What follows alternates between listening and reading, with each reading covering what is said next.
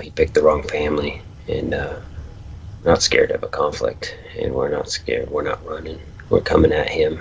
But it just tells the story of it's the evil and the ugliness of people's hearts these days is everywhere.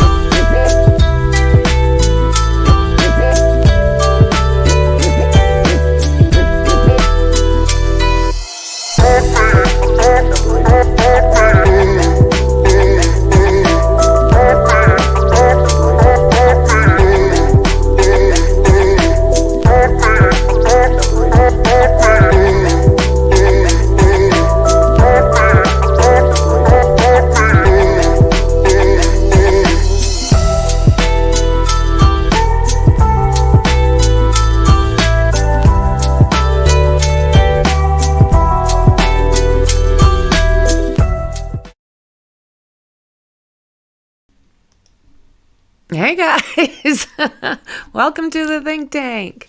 I'm a little bit backwards right now. I was doing some research and I seen, it could mail's on, and then it was like, oh crap, as opposed to me too.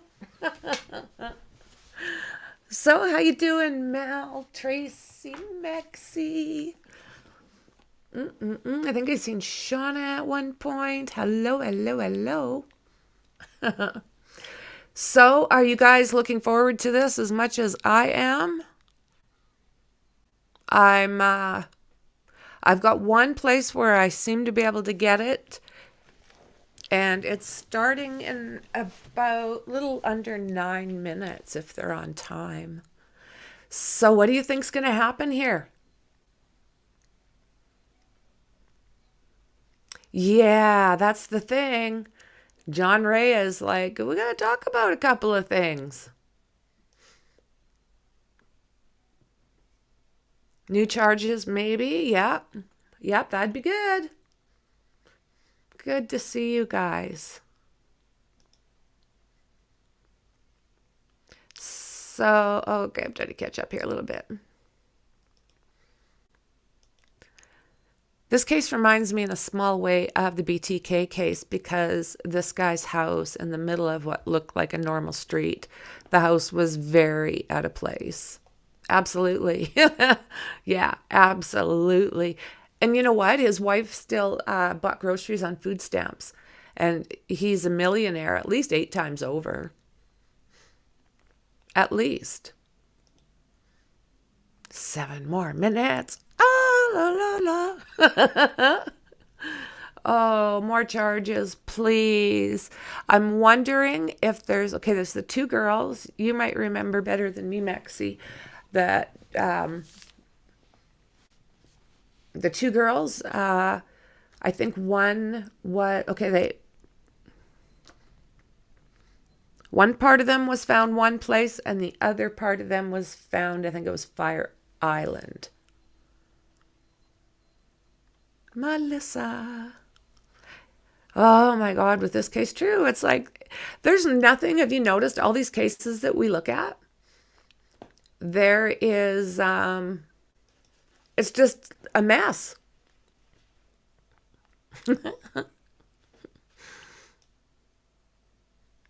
So what is the announcement about? Well, they're saying something about possibly 2 more victims.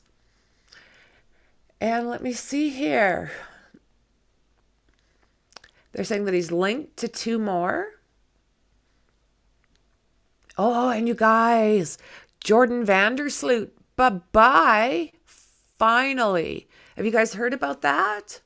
Natalie Holloway, this guy finally freaking did it. Hello, Shauna. Hello, Dandy. We're going to be going here very, very soon. Promise. Let me do this. No.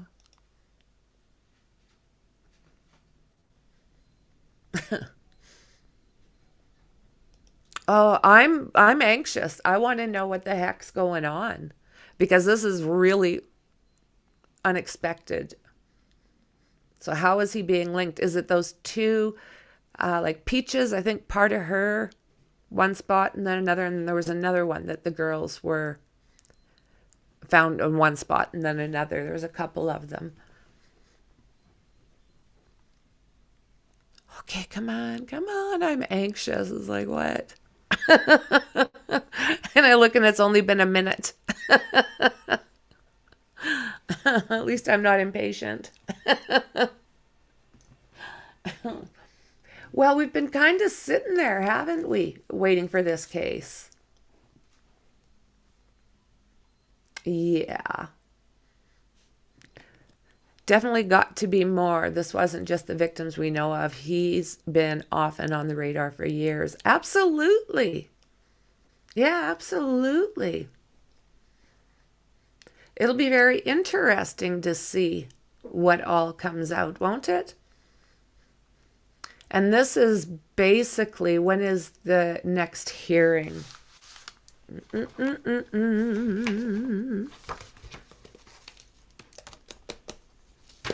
it December 31st, maybe?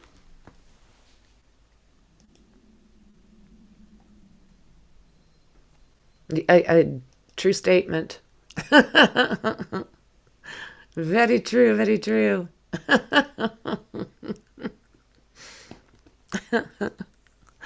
Yeah, I've been geared up for this all morning. And we have been going through, oh my goodness. He goes by, what is it, Not My Bicycle? Is that what he goes by? Let me see here. No bike ride. No bike ride. So he allowed access to these amazing documents. So I might have him on panel one day and we're going to go through, I mean, we can't go through everything.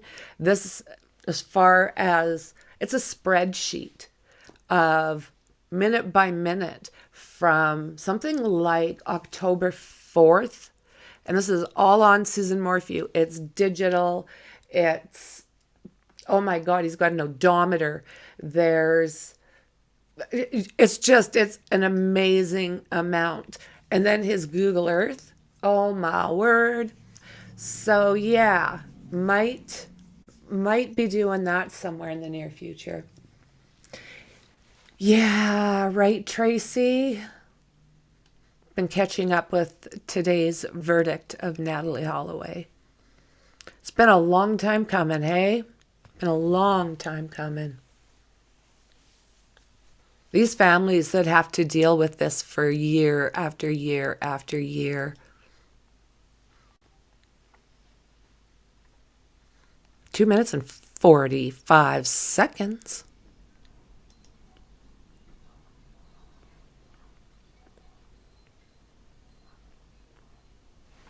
Pin which ones?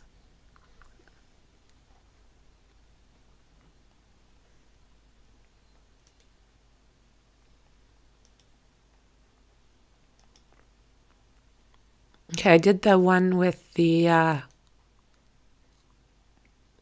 sorry guys. I did the ones from the cops. Is that the right one that you wanted? Attorney says new evidence links Gilgo Beach suspect to 2 more. Deleting. Did I put up the right ones? Is that what you wanted? Yeah, that is just so, it's heartbreaking. Very much so that the families had to wait. Agreed. Agreed.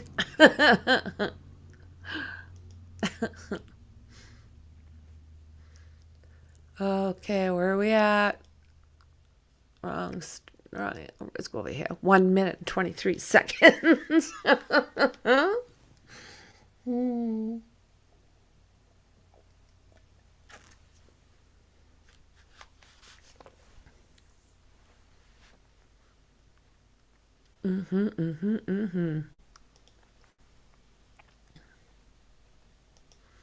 See if there's anything else that I've missed.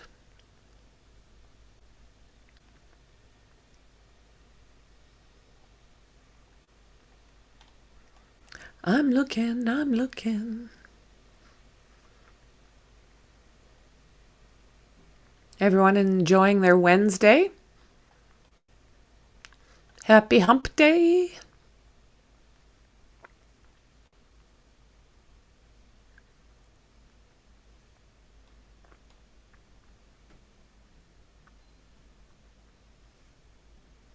Yeah, I'm just not seeing much more.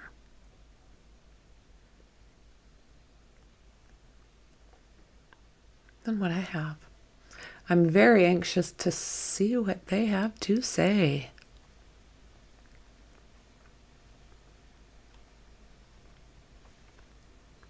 I think we're in the right direction. I think we're there.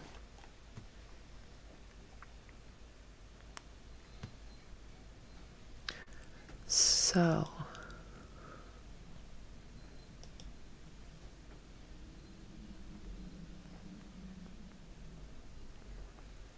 thinking it should be right quick here. They're usually a couple minutes late, aren't they?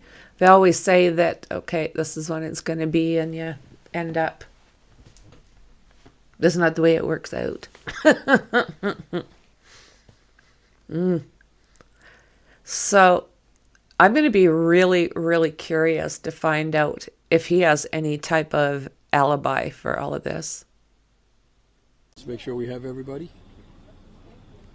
So, you know, before we start, Newsdays said they were late. I don't know if they're here. One other station that was late. And they're here? Okay, so then we don't have to wait. I wasn't going to wait anyway, but, you know, if they step in, we might have to go over a few things. I don't know. All right, when you're ready, you tell me, and I'll tell you I'm ready. Right. Good afternoon, everybody. We're here today because new information has arisen in this case from witnesses who were so far unknown. Those witnesses, of which there are 4, have given us statements, 2 of whom have given us affidavits regarding this case, regarding Rex Heuermann and Shannon Gilbert and Karen Vergata. Before I talk about them, first, I want you to be aware that here stands the commissioner, as you know, with me, and up until now, we have not made it known to the public that we have been working together on this case steadily since the time that I came to know Commissioner Harris a year ago, February. Up until that point, the police department was very resistant to receiving any kind of evidence or information from my office from what I was doing. That all changed significantly when Commissioner Harris stepped in and we began to collaborate. And we've collaborated ever since.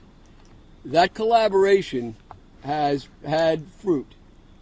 And that fruit, at least, are the witnesses I'm going to be talking about today, as well as other evidence and information which we have shared together and with the police department, and therefore with the task force. So it is true to say that our cooperation has given rise to more substantial, valuable evidence in the entire case of the Long Island serial killer. So with that in mind, I'm very pleased that Commissioner Harrison has seen fit to open his mind and to do what I'm suggesting has been done, contrary to all those who have come before him. And he's approaching this case in the right way. He's the right man for the job, and he's done his job well. As to the witnesses, as to the evidence, in no particular order of importance, because so much of it is important, I have stood as a beacon as a civilian beacon to the people who are involved in this case to come and talk where they didn't want to approach the police out of fear, out of apprehension, out of a natural, in some cases, a natural distaste for the police department because of the work these people were in. So they would then come to me and speak to me, and I would interview them, and we would then cooperate, them and the police department. And so with that in mind, the first two witnesses I'm going to talk about are, both of them are not Suffolk County residents. I should point out that we obtained from these two affidavits, their names will go unmentioned. Their names are blotted out of the affidavits, but the affidavits will be available to you right after the press conference. As to the first one I'll talk about, this is a witness who has every reason to have no bias, no interest in the case whatsoever. She was not a sex worker, is not a sex worker, and instead, back in the 90s, in the 1990s, she was what is known then and now as a swinger. She would have a sex partner, and they would go to certain sex clubs in New York City where they would switch partners with other people of like kind. One of the most important places that they would go was called La Trapeze on West 27th Street in New York, right near Rex Heuermann's office. And this was a notorious place for swapping, for switching partners. Sometimes several hundred people at a time would be involved in this place in its heyday. Its heyday was in the late 90s, right at the time that Karen Vergata is involved in this case. In this situation, this particular woman was dating a police officer from New York City who was in narcotics, a detective, and they would go to these switchy clubs, these swapping clubs. At a certain time, at or about Valentine's Day of 1996, I believe, the couple went to La Trapeze, and I think it was on the wall at La Trapeze where an advertisement was placed to go to a house in Massapequa Park for partying, for switching, for swapping. She went with her boyfriend out to Long Island, but before they went, her boyfriend picked up a woman in New York, in the city, who had apparently just gotten out of jail, and she was disheveled and hungry, and she was a sex worker. We don't know the details yet of how he came to know her, but he knew her. And she came in the car with the two of them. They went to Massapequa Park. Before they got there, they stopped at a gas station, and the girl who was with them expressed some apprehension about where they were going and why. That was all wiped out when it was pointed out that he's a police detective, so don't worry, no problem. They ended up going to Rex Heuermann's house. In the house was the wife of Rex Heuermann and Rex Heuermann and the other girl. The other girl who we believe to be Karen Vergata. This girl disappears downstairs at the house. Rex Heuermann disappears. And according to our witness and other witnesses I've talked to, when men are swingers with their partner, very often they switch sexually. They go back and forth between male and female. And so Heuermann leaves the main floor and disappears either into another bedroom or downstairs. It's not clear. And the witness talks to Rex's wife. She doesn't want to have sex like she had expected to occur because our client believes because our client is an African-American woman. And HEUERMANN didn't like that. ELLERUP, rather, didn't like that. So there was no sex between them, as was originally planned. Instead, the sex is between HEUERMANN and the other man. At some point, the witness goes looking for her partner and is kind of upset that he doesn't emerge. He emerges, and finally they leave, and kind of in a hurry. But when they leave, as they're leaving, the witness points out that she could see in the window, looking out, the girl that had come with them. And she says to her driver, her partner, "What are we doing? Are we taking her?" And the partner says, "Don't worry, they're just playing a game. She stays there, no problem." With that, the girl runs out of the house naked and is running in front of the garage. And now the witness says, "Hey, shouldn't we be taking her? Something's wrong here." And the driver tells her, "Nah, they're just playing a game. Leave it." And they leave. She never hears about the incident again. She distinctly remembers HEUERMANN. She also had intercourse with HEUERMANN that same day. And she kind of buries it, forgets about it. Until on TV, she sees the picture of Karen Vergata. And she recognizes her and said, "That's her." And she recognizes Rex HEUERMANN. And so she comes forward, and I meet her. I interview her at great length. I also had the police department. We arranged for detectives to interview her. And I found her story. I interviewed her for 3 times for a total of 9 hours. And I found her story to be credible. She also mentioned that Rex would go out in the backyard and start a fire at 1, 2 o'clock in the morning in a big barrel that was outside in the back. And she was worried about that, too, that it would attract police. Anyway, she seemed credible. She appears to be credible. And she was willing to sign an affidavit to that effect. And that affidavit will be available to everybody. In the details I've just told you, you will find there. The second witness who's come forward. This woman is not a sex worker, never was. She's not a switcher or swapper. She's not involved in any sexual activities whatsoever. She has nothing to gain by coming forward. She's not looking for a book or money or the usual things that you're hearing about out there. None of that. But she came forward because she's very disturbed about what she knows after she also saw Rex HEUERMANN on television and Shannon Gilbert. And here is her story. She is a banker by day, and at night she worked extra in Suffolk County as a taxi driver to take care of her family, with a one-parent family.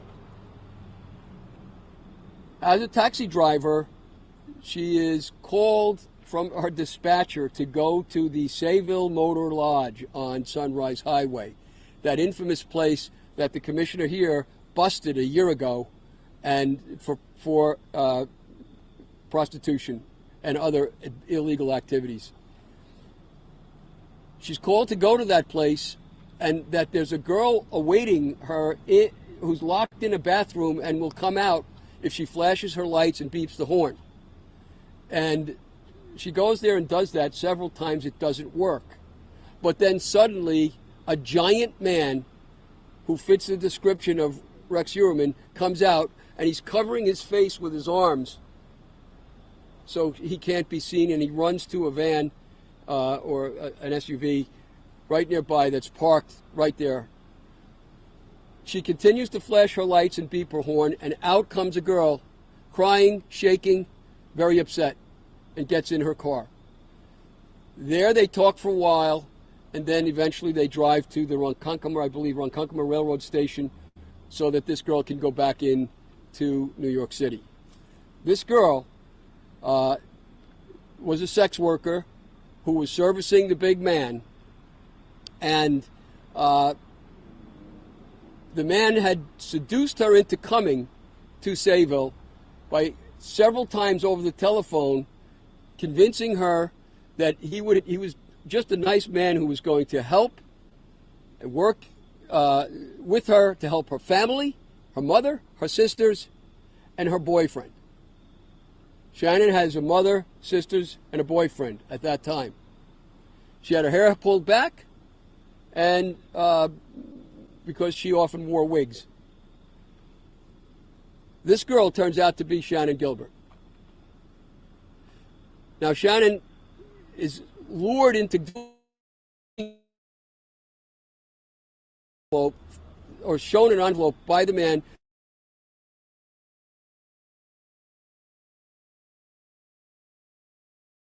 and your family no matter what happens tonight. She looks in the envelope when he goes to the bathroom, and it's stuffed with paper. And so she panics and realizes something's wrong. So she goes in the bathroom, and he had become very aggressive, very angry. She goes in the bathroom, locks the door, and calls to get a cab. And that's how she comes out. They speak for over an hour, so the driver knows her well and notices that she has a drooping eye, which is characteristic of Shannon, and also a characteristic of her family, by the way, going back for a generation or two. And so she notices that, and it helps her to remember Shannon when she sees her later on. That's the first part of the story. It doesn't end there. This is part two. Several days or weeks later, it's not clear, and this is all occurring in the fall of 2009. This is all occurring. The driver gets another call from the same dispatcher and says that there's a man named Matt who she's to pick up right off of exit 59 in the expressway, and he would be at a bar that was there by, I guess, Ocean Avenue, somewhere over there. She goes there, pulls up on a side street between the bar and a house right next to it, and she sees a girl in a window, and then she sees to the right of her a man, a huge man, rising up, coming to the car. He's dressed in camouflage, and he leans in and then jumps in the back seat, sits on the edge and leans over and starts talking to her, and she's watching him very carefully in the mirror. And she recognizes him as the same guy that was at the motel a little while before.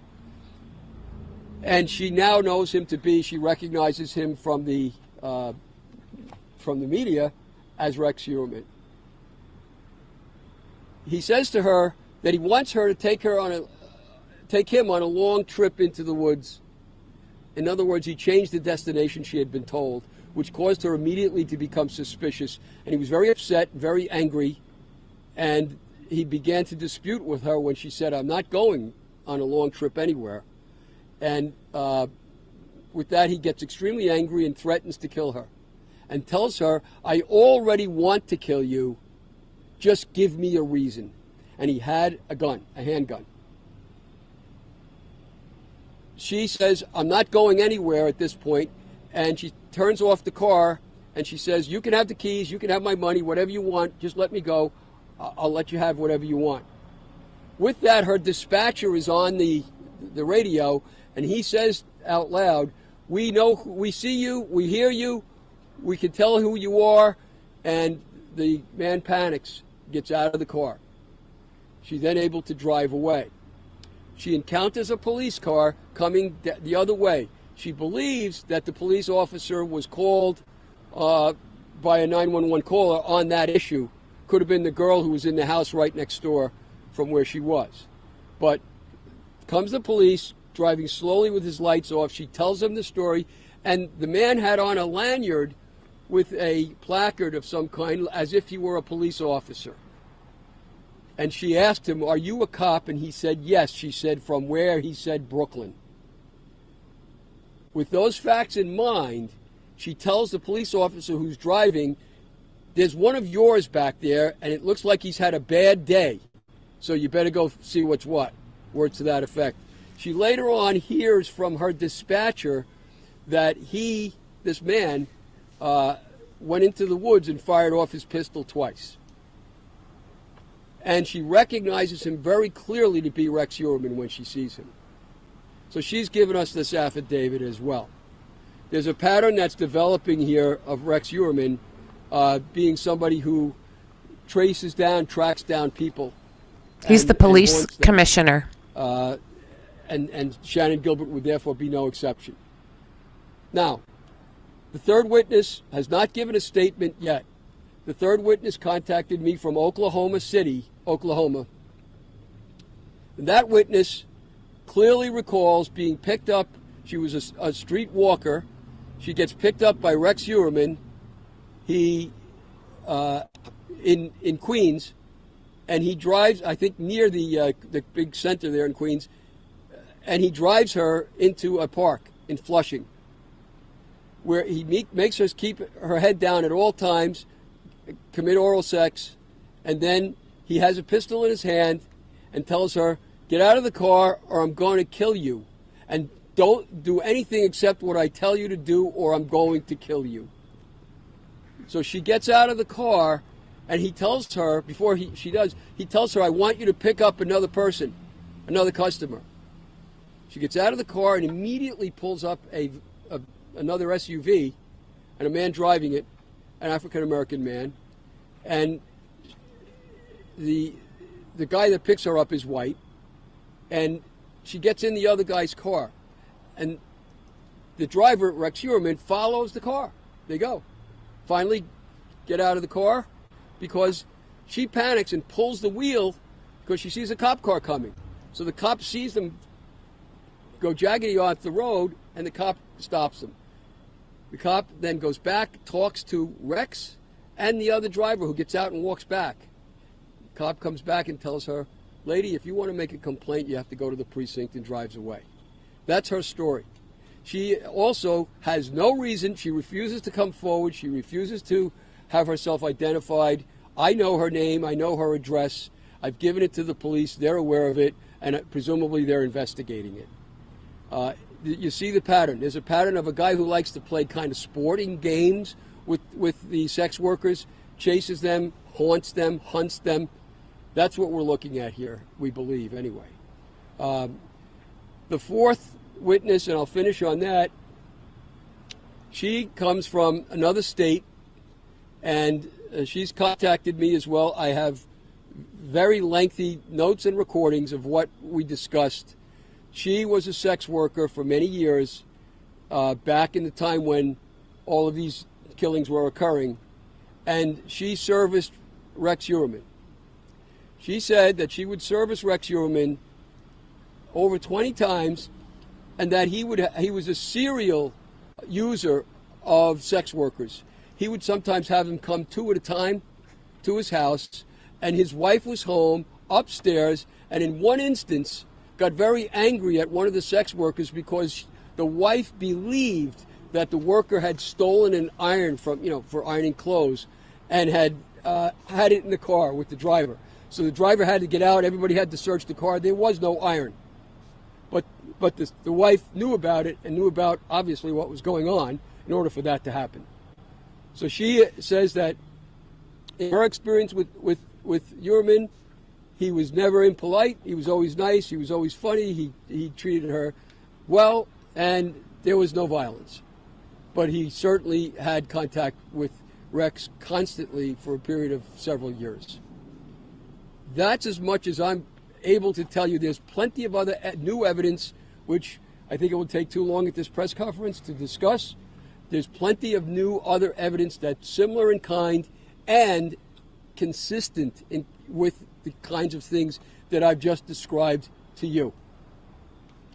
So with that thought, I'm hoping that the police department will continue along with the task force, that they will continue to look into these things, investigate them thoroughly, make the synapses that haven't been made so far, connect them up and connect the dots, as it were, and I think we're getting to where we want to go. Lastly, I am still working on this case. Today I took Joseph Brewer's deposition, John for Shannon Gilbert. I just finished it and came here. I'm still actively pursuing this case on my own, as well as cooperating with the police department and the task force. But for people out there who have information and are afraid to come forward to the police, they can talk to me. They can reveal whatever they want. I will reveal it to no one. I reveal these things with their permission, the things that I told you about. But anybody else that still has information, I'm available. My door is open. My phones are open. I can help you. Thank you. Commissioner Harrison, the information presented about Karen Brigada, she's the first known victim of the serial killer. Does this lead you to make Rex Heuermann the prime suspect in her murder in 1996? You know, I don't want to make Rex Heuermann the prime suspect. I will say this, and I'll share this over and over again. The creation of the task force got us into a good place of being able to identify Rex for 3 of the sex workers that were discovered, and we're looking very good for the 4th one. But we also added 2 more investigators to the task force to take this type of information in and to pursue it, to follow it, to see if this is credible. That's very important, and that's why people don't understand. When I first came into this position, I sat down with John Ray, myself and the members of the task force, to have that conversation about information that he may have, and let's make sure we're putting a dragnet out there regarding any information that's coming to us. That's why I'm going to continue my partnership with John, and if people have a reluctancy to come forward to law enforcement and they want to go to John Ray, then it's important that we take this information and then we follow forward with furthering the investigation. So it's still an ongoing investigation, so I'll leave it at that. Well, once again, is this: we have the information, we're working it, and we'll see where it leads us down the road.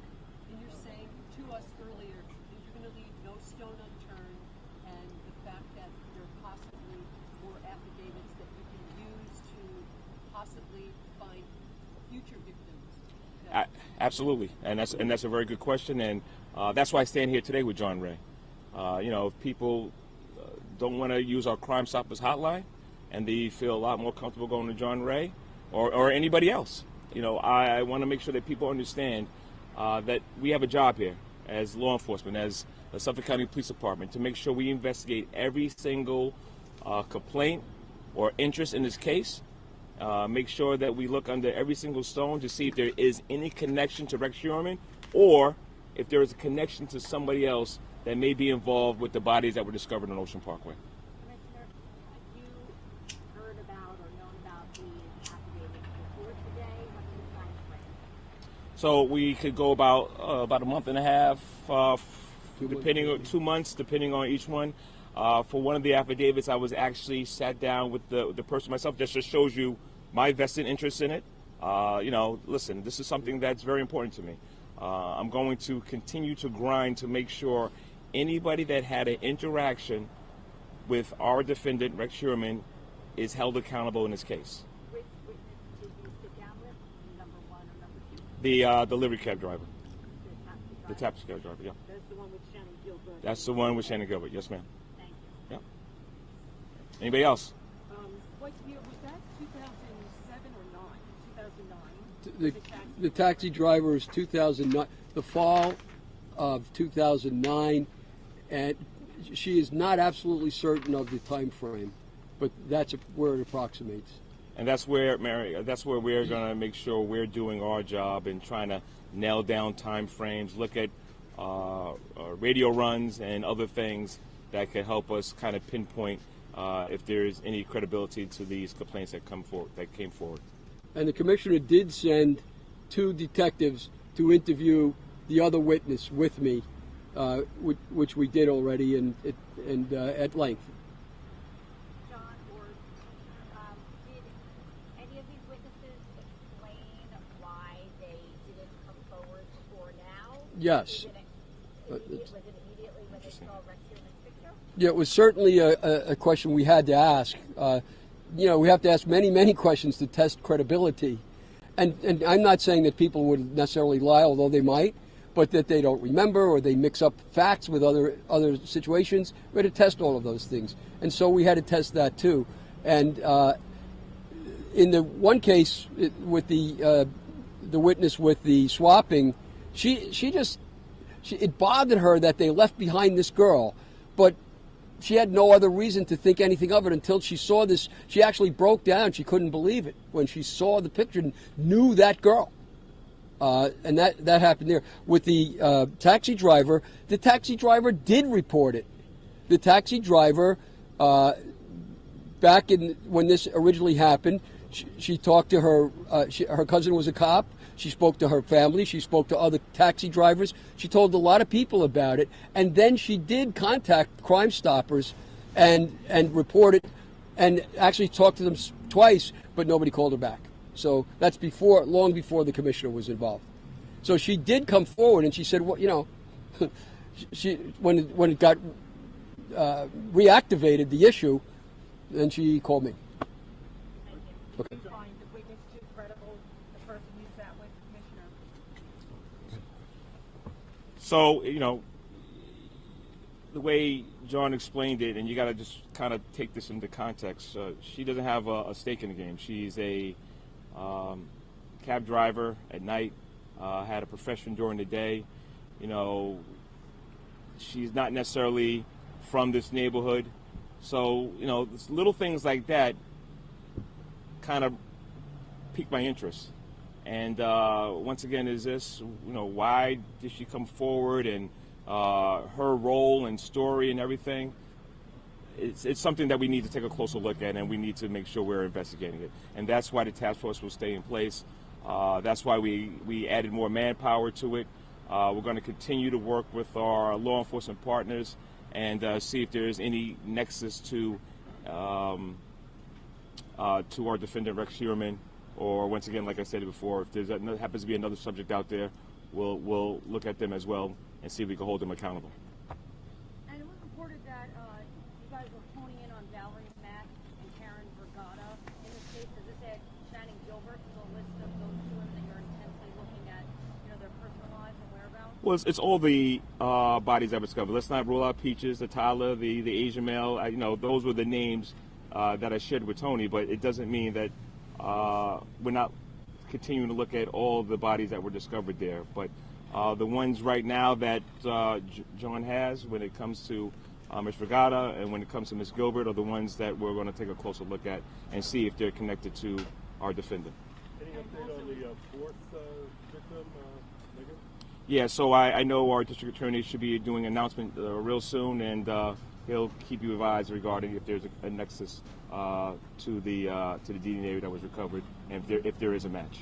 So this witness one said that Rex had sex with both the woman, you think that is Vergata, and this other man, a North Jewish detective.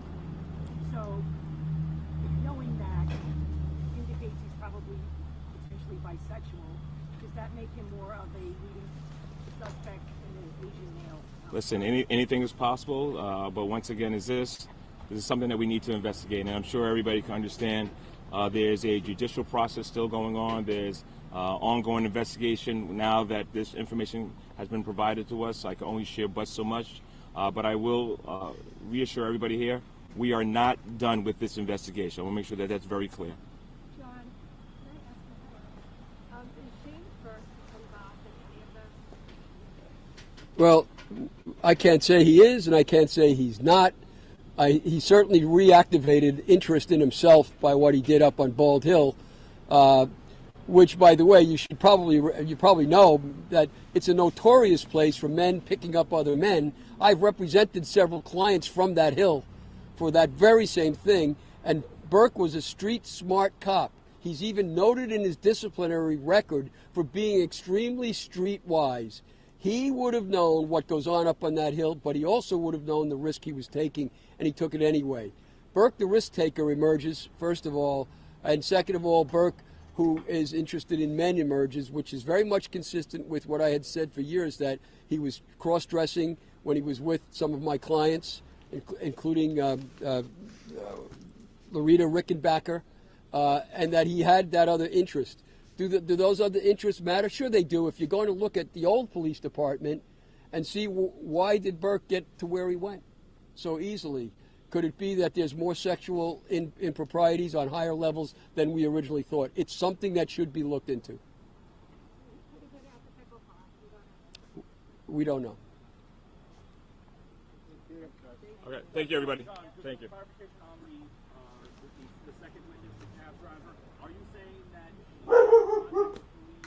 initially when Shannon Gilbert went missing, when her picture emerged in the media, when she first went missing?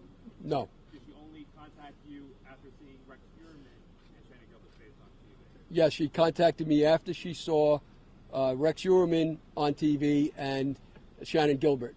And then she contacted me, and then I went to see her, and she's not from this state. Okay, so she claimed that she never saw Shannon Gilbert's face on TV or in the media prior to this year. That I don't know. I can't say she claimed that. I honestly don't remember whether I asked her that or not. All right, sorry. Thank you, everybody. All right, thanks, everybody. We give you the affidavits.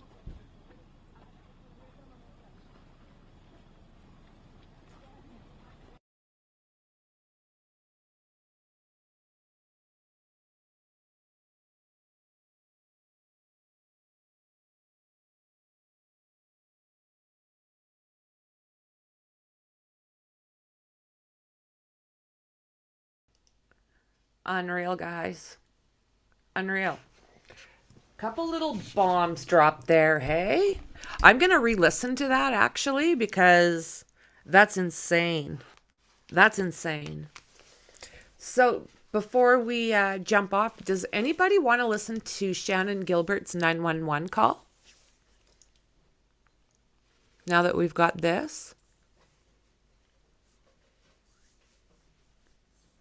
No way, Mel.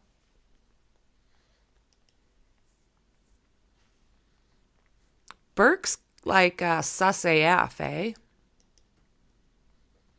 No, don't want to? Not so much in that?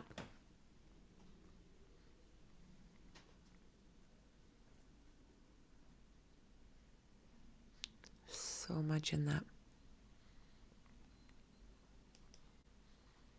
Okay, I agree.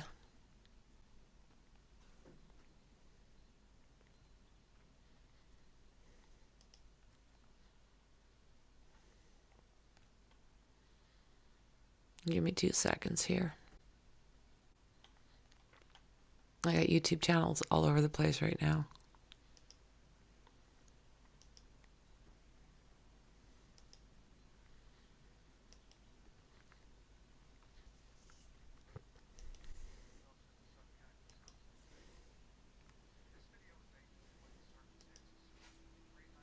On the day Shannon Gilbert went missing. The full, unedited 911 calls are available, and I encourage people to listen to them in their entirety. Portions of the call taken out of context will sound sensational. During the early morning hours of May 1st, 2010, Shannon Gilbert, a Craigslist sex worker and resident of Jersey City, New Jersey, traveled from Manhattan to meet a client, Joseph Brewer, at his home at 8 The Fairway, Oak Beach, New York. Shannon was driven to Oak Beach from Manhattan by her driver, Michael Pack. Neither one was familiar with the area, neither one had been there before, and neither one had met Brewer before. Pack waited in the car while Shannon was inside with Brewer. Pack was her de facto security. At 4:51 a.m., while at Brewer's house, Shannon called 911. This call lasts for more than 21 minutes. At times, Shannon is speaking calmly, but slurring her words. At times, she is not responsive, and at times she is screaming. During this call, Brewer and Pack are heard trying to get Shannon to leave the house. Shannon eventually does leave the house and runs to Gus Coletti's house, located at 17 The Fairway, which causes him to call 911 at 5:22 a.m.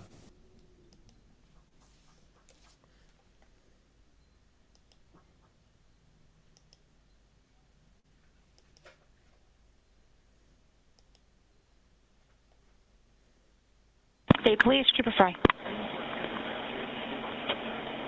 State Police. Yeah, there's somebody after me. I'm sorry? There's somebody after me. Where are you? There's somebody after me. Okay, where are you? There's somebody after me. Where are you, ma'am? I don't know. You're driving right now? No, I'm inside the house. I'm sorry? I'm inside the house. What house? I don't know. Can you trace where I am? I'm sorry? Can you trace where I am? No, I can't. What's your callback number you're calling from? Huh? What phone number are you calling from? Somebody's after me. Please. Are you in Suffolk County or Nassau County? I'm in Long Island. Where on Long Island are you? No. No. No. No, stop, no. Where in Long Island are you? In Suffolk County? Nassau County? Huh?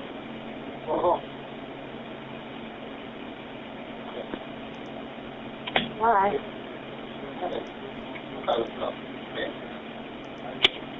Why didn't you call me by my name? Why? County, you on the line? Stop. Please. Stop it, please. Please stop. Please. Can you shut the door? No, time to go. Please. Please. Please. Go that way, please. Come on, let's go. Come on, roll that side. Come on, go outside. Come on, all of us. Come on, roll outside. Come on. No, please. Come on. Please, come on. Please. Come on. Why? Just come out here. Come on.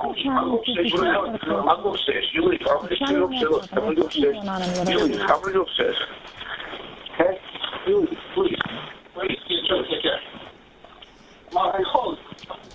All right. What's the matter? Are you okay? What are you going to do? What are you going to do to me?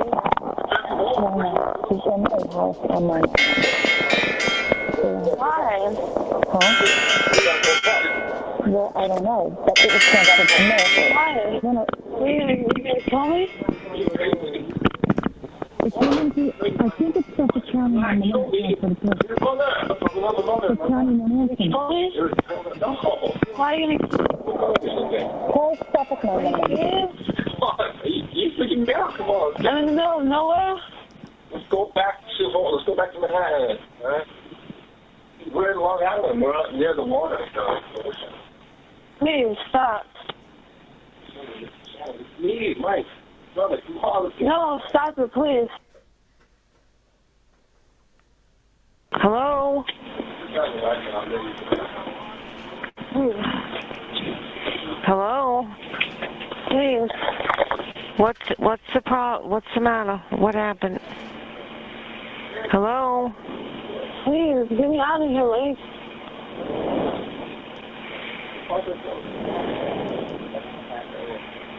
Hello? You're being sarcastic about this. You were part of this all along. I have met him now.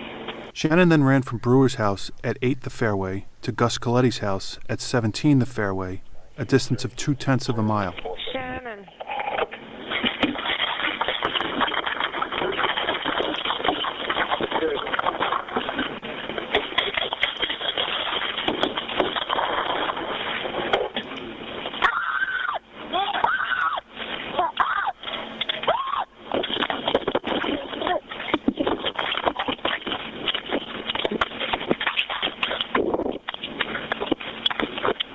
Shannon interacts with Coletti. He invites her inside his home. Shannon.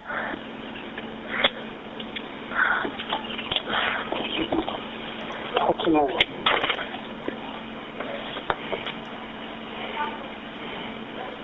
Come on.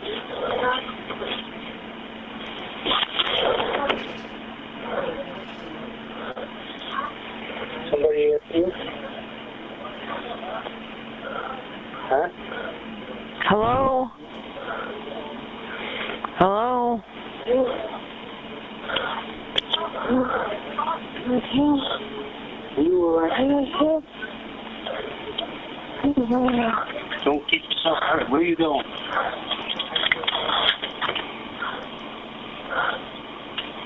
Wait a minute. Where are you going? Where are you going? She then runs from Coletti's home, prompting Coletti to call 911. After Coletti's call, Shannon then runs another 0.2 of a mile to another home at 43 The Bayou, prompting a third 911 call made at 5:30 a.m. by Barbara Brennan. Suffolk Police 873 was location of emergency. Yes, I live at Oak Beach in the association. There's a young girl about 14 years old running around here screaming, and there's some guy trying to follow her. What's the address there? I'm at 17 The Fairway. All right, you have a description of the girl or the boy? Pardon me? You have a description of the girl or the boy? The girl is about 14 years old, got blonde hair, very small. The boy, I can't tell. He was into like a Suburban. What color? Black. Did you happen to get a plate number or any phone? No, I didn't. Okay, telephone number you're calling from? 4. Are they still on the fairway? They just went past the gatehouse where the entrance is. And what's the name of the complex? It's Oak Beach Association. Okay. Out at by Robert Moses. All right, we got somebody over there.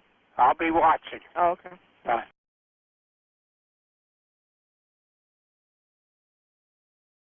Suffolk Police 875. What is the location of your emergency? 43 The Bayou. Some woman is knocking at my door. What town are you in? Oak Beach Association. What's the nearest corner street? Ocean Parkway. She says she's in danger. Do you know her or no? No, I don't. I'm not letting her in. She's banging on your door now? Yes. Did she say what kind of danger? No. Oh. And we live in a gated community. What's your name, ma'am? Barbara Brennan. What's there a name to that community? Oak Beach Association. Oak Beach Association. And I have an elderly mother here. All right, I'll get somebody right over there, okay? Okay, thank you. You're welcome. This is drone footage and footage shot from the ground showing the marshland. It was taken at the same time of year and time of day as when Shannon went missing. These reeds can grow over 12 feet tall. They can disorient someone inside them, causing them to lose a sense of direction. One cannot tell where the highway is or where the bay is. The reeds and brush can become impenetrable in places.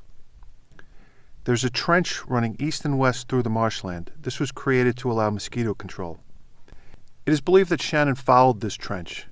Personal belongings of hers were found just north of the trench.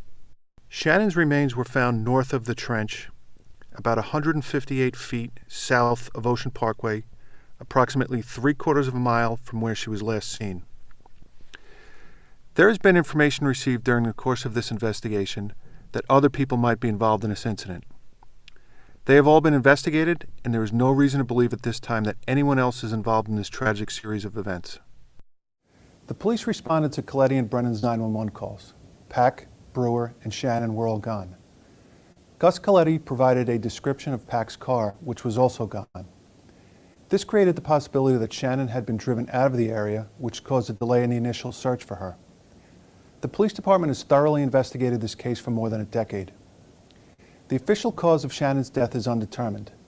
This official classification means there is insufficient or no evidence to determine or even to exclude an actual cause of death. The Gilbert family has hired a private pathologist to conduct an autopsy.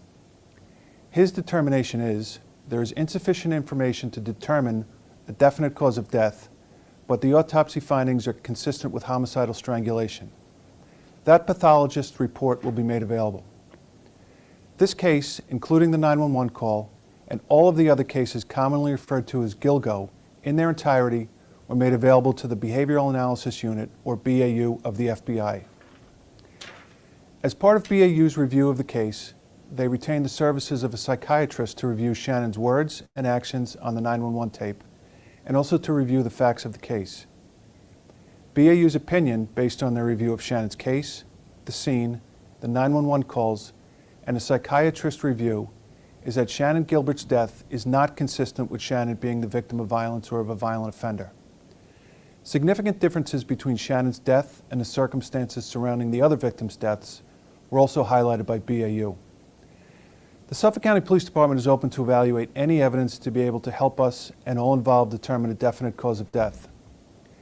However, based on the evidence, the facts, and the totality of the circumstances, the prevailing opinion is that Shannon's death, while tragic, was not a murder and is most likely an accident. While we are of the opinion that this was an unfortunate accident, we remain open to evaluate any information that the public may have. Anyone with information is asked to call Crime Stoppers at 1-800-220-TIPS.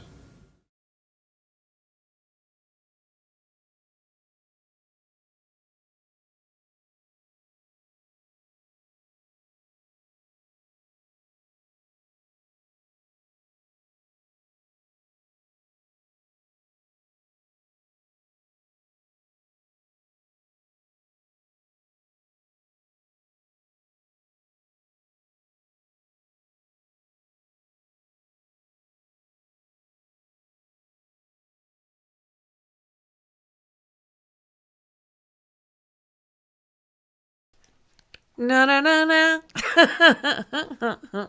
The dogs were barking. I do that all the time.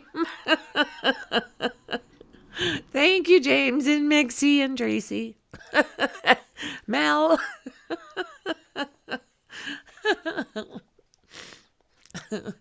Yeah, but you know what? You are absolutely right. Too often we see people that end up having to live this type of life for whatever reason. Too often you see people, the law, everyone, they get turned on, forgotten about, not as important. And I tell you what, if they got a heartbeat and they breathe, they're worth something. Absolutely the saddest thing ever. And I don't know, you listen to that 911 call and it's disturbing. It's disturbing. In my opinion, they've either given her something or she's terrified. It's one or the other in my mind because she did not sound okay. So guys, with that said, I am going to end it there. So thanks again for joining me. I appreciate you tons. And I'll see you guys in the next one. Bye.